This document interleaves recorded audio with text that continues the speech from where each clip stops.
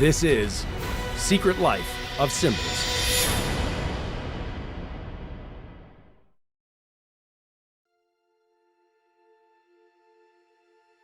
We think that we are getting better each day, and we have come from a more primitive society, but we are getting better every day and becoming more superior in knowledge and technology, when actually, in point of fact, we are digressing.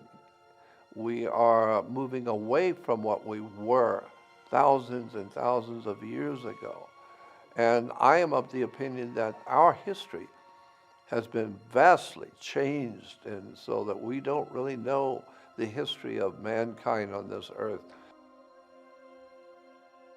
We are finding that there are temples on the ocean floor, pyramids, Machu Picchu, Chichen Itza, incredible structures of temples and knowledge which is displayed about the universe, about astrology, and the astronomical truths about the universe. The ancient, truly prehistoric and ancient people, they knew all about it. We're trying to catch up today to what they knew tens of thousands of years ago. We are finding everything that we think we know. It's already been here tens of thousands of years ago. There was a higher life forms on this earth than we are. I have a vision of, from the ancient world, were not what we would refer to as humans. I think that they looked like us maybe, or in some ways like us. They were far superior. The people, whoever they were, that built the Great Pyramid of Egypt, had an extraordinarily brilliant understanding of the earth, of our solar system, of the galaxy we are in, and all of the esoteric and profoundly important knowledge about life and the spirit of man and where we've come from and where we're going.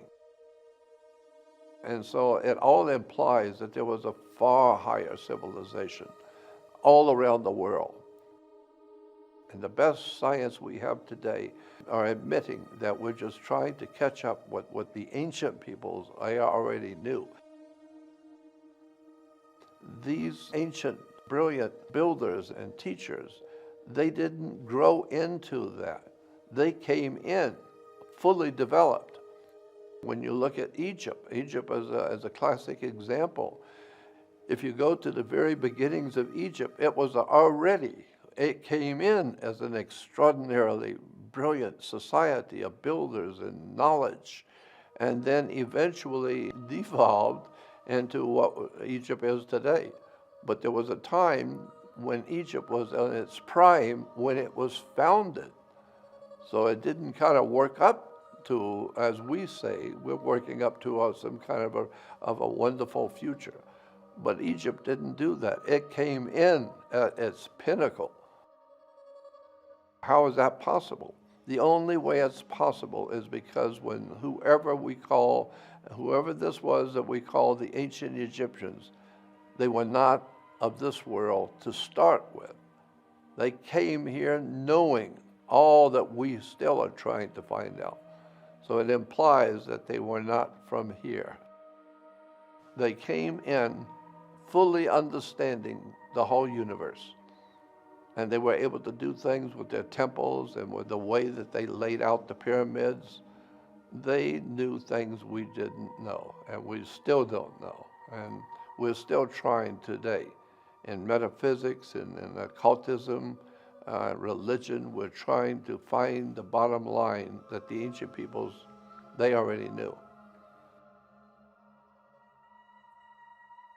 There is obviously a high science behind the life period. And all of the best of the best in our human life, like astrology and alchemy and all of the other, what I call sciences. Others would say, no, they're just belief systems. No, they're sciences, because when you really look into them, you begin to see that they're telling you things that scientists are just now beginning to realize. There's a higher occult or hidden. The word occult simply means hidden.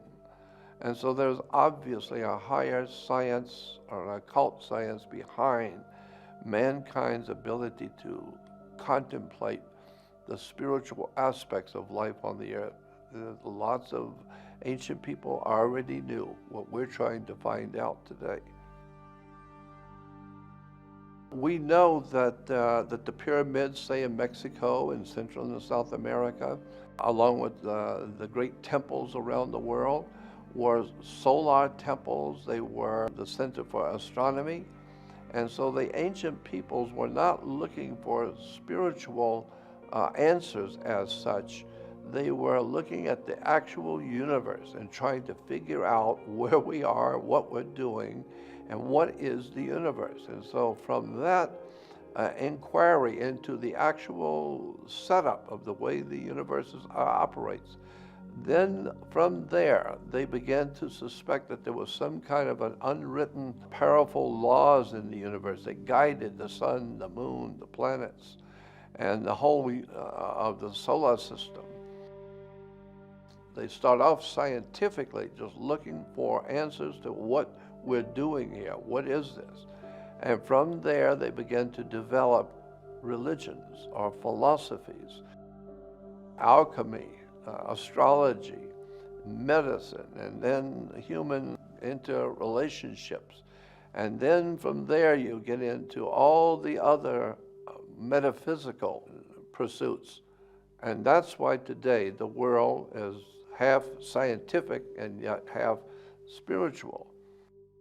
But the spirituality did not come first. There's the regular interest in how the world works. That's what the ancient peoples built those great observatories for. They just wanted to study the heavens. But in doing so, it didn't take long till around the world, mankind that was viewing the heavens for science began to suspect that there's something else going on here.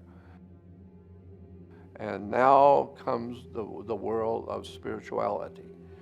As I said, the word occult simply means hidden. So there are many hidden sciences that the really bright people who are looking into these things know about. But generally speaking, the world of mankind is not really well informed about alchemy and about these sciences of spirituality. But that's growing now too. So people are beginning to wake up to the spiritual relevance to your life of spiritual subjects.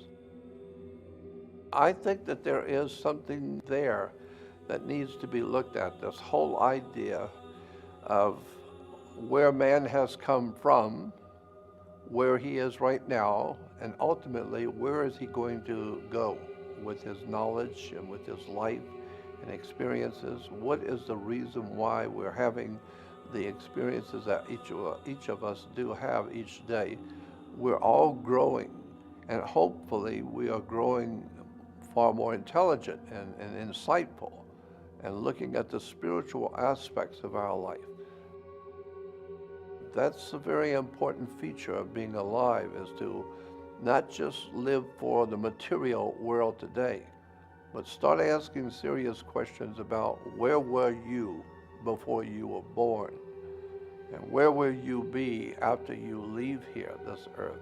And what is the reason for our human life? And why are we learning so many hard lessons the hard way? There seems to be some sort of an overshadowing presence in the universe that men have called God, or some sort of an ultimate spiritual presence that is leading or directing our evolution.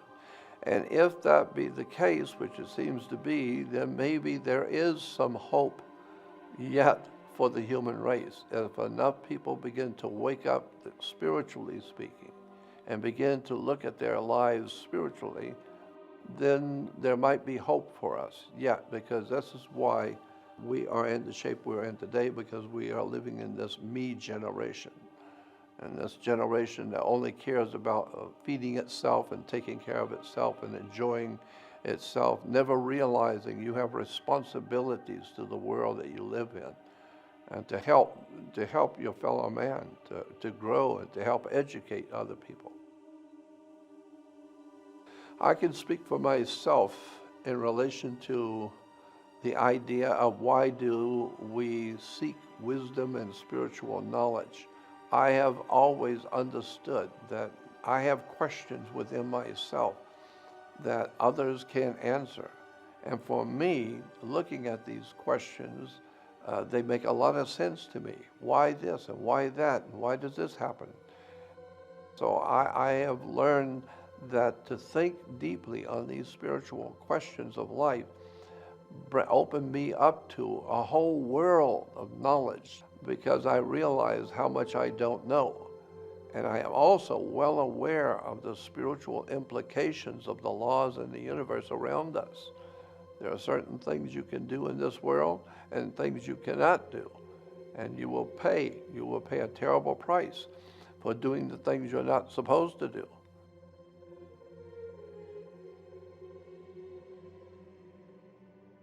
And I am totally convinced that there is some sort of an overshadowing force in the world that wants us to grow. And this concept is even in Christianity, where you hear talk about good angels and bad demons and bad angels, implying that there are good forces, unseen forces out there, and then there are bad. And we know that there is something called good and bad, and there are certain things in all societies which are known to be bad and evil. I tend to think that there is something to this idea of reincarnation. And the reason why is because it is pretty much agreed upon by so many of the ancient religions and philosophers and great teachers of the world. My gut feeling is that we do come into this world with baggage from other lifetimes, and this is why we begin to become who we are, because of who we were before. Another part of that story is that before we came and incarnated on this earth, that we chose a particular lifestyle, we're told and given to understand, and that we chose our own parents before we came here. I understand the spirit world enough to know that it's very possible that we were in a spiritual state, and then we incarnated into a physical state. Now, the rest of it is up for speculation. I'm totally convinced that there are very legitimate and real otherworldly, I choose to call it, otherworldly forces, spirit forces, demonic forces. There is no doubt in my mind about, because I've had too many personal experiences that tells me and proves to me that somebody's watching us, somebody's watching the human family. The very history of how America was founded, and the founding fathers, so to speak, what vision they had when they were putting together the idea to found this country. What was their vision? What were they thinking, and what were they actually working toward? And now that gets into the subject of Freemasonry, to the secret sciences like alchemy and political. There's a lot of political stuff in there too. You have to be careful about secret societies, because these different societies become very powerful and very wealthy, but they have an agenda. They have a particular agenda that they're trying to create or to bring into being, and therefore they will build the whole world around you. And you accept when you're a child, a baby, you come into the world and you just accept everything. And if you don't grow up, you just, as a grown person, you just accept whatever there is because that's the way it is. But that's not the way it is. And you keep in mind that there were secret societies that were involved in founding this country. And who were they? And what were they trying to do?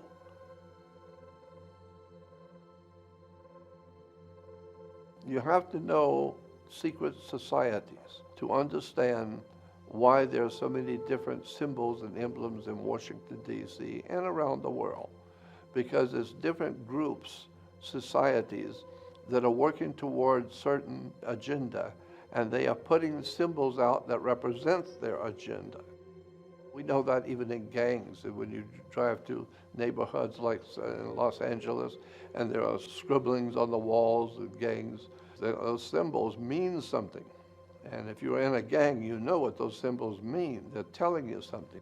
Whoever is controlling that area, that's their symbols. And that's a whole study that you need to get into, studying the occult symbols of power in this world. They're used as a means to communicate and to influence you, or to connect you with the spiritual world that they represent. So let's start with a religious symbol, and that is an ancient Phoenician god that was very important in the Middle East some 5,000 years ago. That god was called Dagon, D-A-G-O-N. Dagon was a fish god. Interesting how he has evolved into today's world of religion. Dagon is still very much alive with the world today.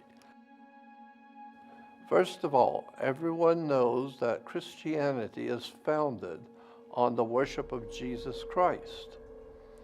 That is accepted around the world. And most people believe that the Vatican is the center for the worship of Jesus, the God of Christianity. However, millions of people also believe that the Pope of Rome is leading the Christians to worship Jesus throughout the world. But my question is, who is the Pope leading the worship of? The first symbol that I want to talk about is the headdress that the Pope or the Bishop of Rome wears. That headdress is very interesting and has quite a history to it. That Pope's headdress is called Pope's mitre. The Pope's mitre, we've seen it in many different shapes, but they're always basically the same shape. The Pope's mitre. It's an official headdress worn only by the Pope, or supposedly only by the Pope. But we need to understand that that symbol goes back at least 5,000 years. So what we need to know and what we need to keep in mind is that this strange and interesting headdress of hat that the Pope wears is impacted by a god named Dagon. Dagon was a god of the Philistines, and Dagon comes from the word dag, which means fish. So Dagon was a fish god. And here we have pictures of another fish god named Anis, same god, but was worshipped in different countries under different names. So we have a god who's half fish and half man, or men who wear the garbs of a fish in their religious celebrations. So here in the Jewish Encyclopedia, under the heading of Dagon, you will see a picture of the priest of Dagon, or the god himself, and he's wearing a fish head and the body of a fish down his back. So now we see the Pope's headdress. On the top is the Pope's mitre. But when turned, you then see he's actually wearing a fish head, the fish god Dagon, because he's representing the worship of an ancient Phoenician god. So this is why today Christians on the back of their cars, you will see, have a fish symbol, thinking that that's to denote them as Christians worshiping Jesus. No, it's a fish symbol because it's denoting Dagon, the fish god. The significance is Dagon was a very important mystical god to the ancient peoples in the Middle East, in Babylonia, Sumeria, Phoenicia, Canaan. And that very powerful mystical god is still dominating the spirit and the intellectual thinking of religion even to today. So it's not Jesus that's influencing the Vatican and the Pope. It's Dagon, the fish god. That's the importance of this. The point being is that religion comes to the world in the age of Pisces. And Pisces is, of course, the two fish, of the constellation of Pisces. But Dagon is 5,000 years old.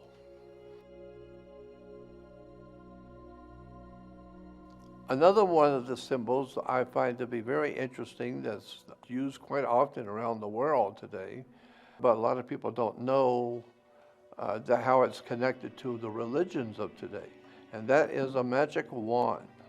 Magic wands, we've heard in stories galore from children, from childhood days, about magicians who use a magic wand. Well, the magic wand is just what it says it is. It's some sort of a branch of a tree that has been consecrated and made holy by blessings from the priest, and now it has a magical quality that can do things that humans can't do. The Druid priests, they used the wood of a holly tree. They used Hollywood, and that's where we get the term today, Hollywood, and the magic of Hollywood. Today we have Hollywood, we have Mickey Mouse waving a magic wand.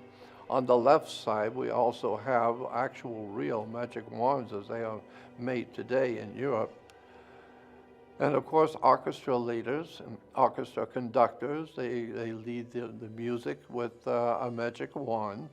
A lot of people haven't thought about that, but that's what it is, a magic wand. So here we have a picture of Moses, where he is conjuring up the spirits in the universe with a magic wand. That's very interesting, Moses with a magic wand. In the ancient Roman Empire, the most important god at the height of Rome's power in the world was a god named Mithra. Mithra was a sun god. And according to the Roman explanation of their god, he was not only a sun god, but he did his miracles with a magic wand. Now here we have Jesus raising Lazarus from the tomb. And you will see that Jesus is using a magic wand. How many Christians know that all throughout Europe and around the world, Christian churches have Jesus working his miracles with magic wands?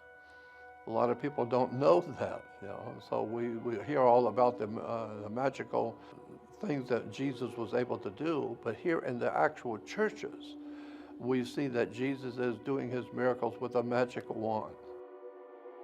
The importance of this is to point out that people do not realize that in Christianity, the understanding in the ancient world and in the medieval world was that these religious figures like Jesus were doing their miracles with magic wands. But it's actually legitimate, de jure, real magical system of controlling people's minds and directing their spirits and their hearts and being able to direct our civilization through magical symbols and magical words. Another symbol that I find to be very interesting is in Star Trek, there was a Mr. Spock. And if you remember, Mr. Spock was always giving a hand sign, and he was said to be a Vulcan. First of all, his hand sign was actually a religious symbol in Judaism, in which it was a blessing to the congregation in Judaism. It's called the Kohen symbol. This symbol is a Jewish blessing symbol. But where did it come from? It comes from the split hoof of a goat. It goes back to the split hoof of a goat because we're talking about the age of Aries, the ram, when the Jews were under the age of the ram or the Lamb of God. And so that's why today we call Jesus the Lamb of God, going back to the constellation of Aries, the ram. Niebuhr even said that he accepted that sign and used it, but because it was a sign from his rabbi, and he thought it was a very interesting symbol, so he just used it in Star Trek. I'm sure he probably knew the meaning of the sign, but that's where he said he got it from. Another subject which is interesting and very relevant today is a symbol called the fasci, or the fasces. On the back of it, on the back of an American dime, you will see a bundle of sticks tied together, and it has an axe head with it. That is called a fasci, and this is an ancient Etruscan symbol that was adopted by the Roman Empire to symbolize Rome's power. It's an old ancient Etruscan symbol, but it's very important to the Roman Empire. Rome said, ancient Rome's philosophy was, if it's just one stick, you can beat somebody with a stick, but it's not going to hurt them really. But if you got 2 or 3 sticks, now it's going to be a little bit heavier deal. But if you get 5 or 6 sticks and tie them together as one, now you've got serious strength. Now when you beat somebody with 6 or 8 sticks tied together, that's serious. And so then they put a hatchet head on it because an axe head always represented in almost all the ancient cultures of the world accepted that the axe head represented the presence of God. God was the great hatchet. He's giving you the axe. And so the hatchet head represented God, and the bundle of sticks represented a coalition of troops. So when Rome would go into to another country to overtake it, they would take troops from this group and troops from that group and put them all together. Now you've got a strong force. It's not just Romans. It's all kinds of other countries are with you. And so that's what we hear today when we hear the presidents talking about during the Middle East. They have a coalition of countries, not just America. We have other countries with us. It's a coalition. Coalition is another name for fasci, which is a symbol for world fascism, when you can get all the countries together and have them all, all doing the same thing, all of the countries marching to the same tune. Now you've got a strong military force. The fasci was usually carried officially behind Caesar. He would be in the front of the parade or whatever, and there would be what is called lectors behind him, and they would be holding the fasci, symbolizing Caesar's power over life and death. He is the man.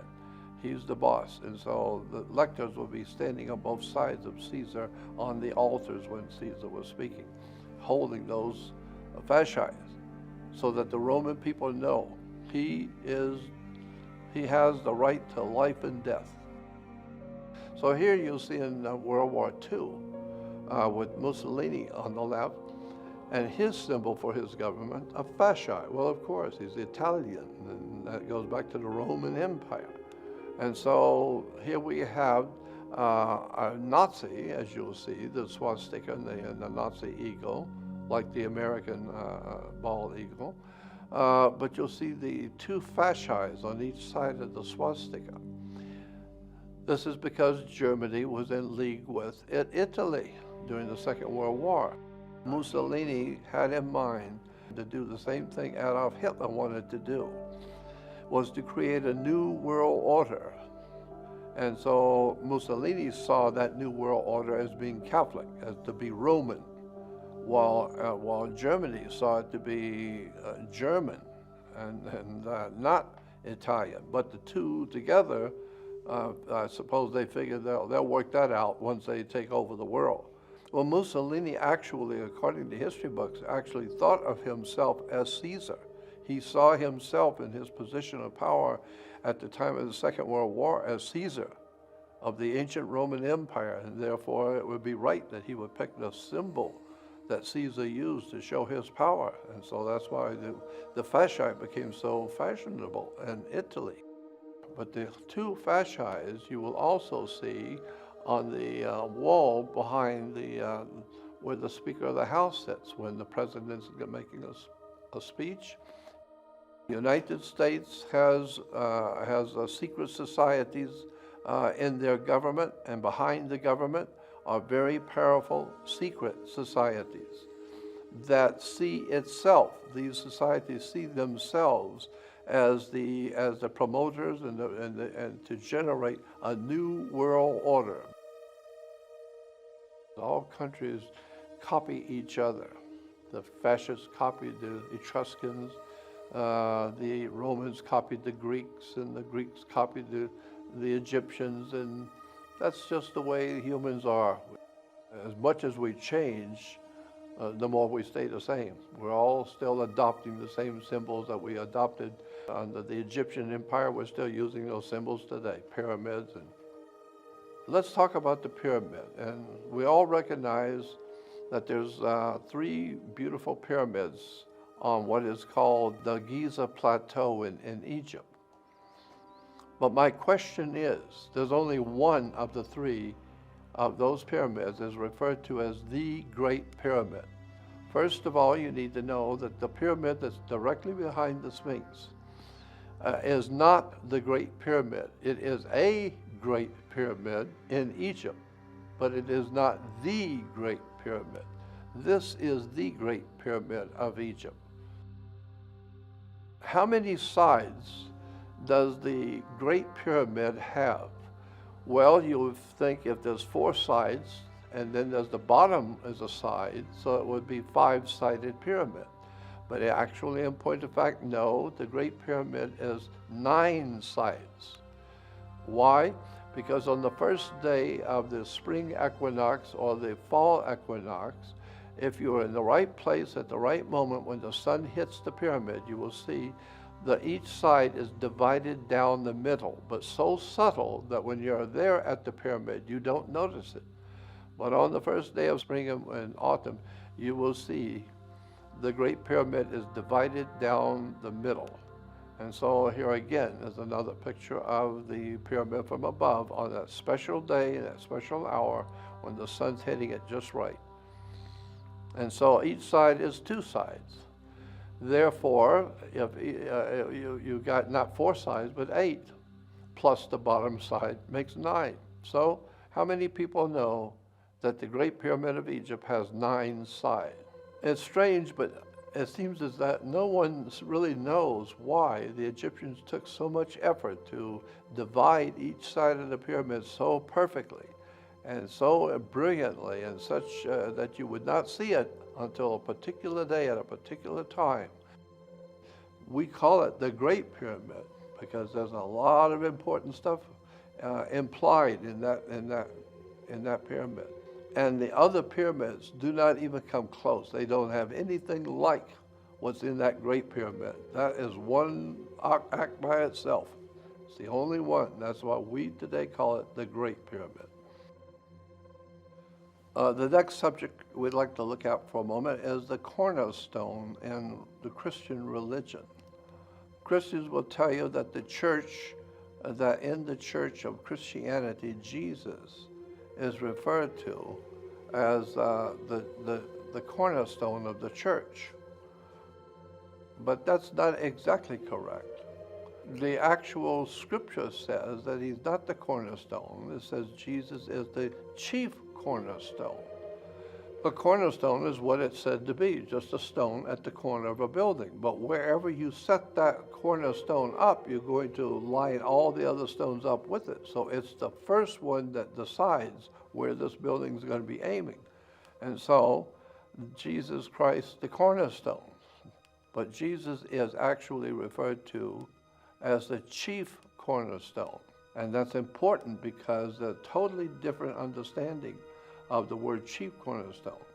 Chief cornerstone means a triangle placed on top of a pyramid. If you take a perfect, flawless pyramid triangle and you cut off the top, it itself is a pyramid, but it's a tiny one that sits on top of the big one. That tiny little pyramid is called a pyramidion. A pyramidion is a tiny pyramid sitting on top of the big pyramid. That's what the Bible says Jesus is. He is a pyramidion. He's not a cornerstone. He's a chief cornerstone, which is on the top of a pyramid. That was the genius of the ancient Egyptians. And so today, the more we have changed, the more we stay the same. And so we use the same symbols that Caesar used. We use the same symbols that the Babylonians used. It's because mankind is hardwired, so to speak, to realize the importance of very powerful symbols to represent your civilization and who you are, and where you've come from, and what your destiny is. It's everywhere from religion to governments to military, commerce, banking. Symbols is a way to communicate with the world. I'm Jordan Maxwell, and thank you for watching. This is Secret Life of Symbols.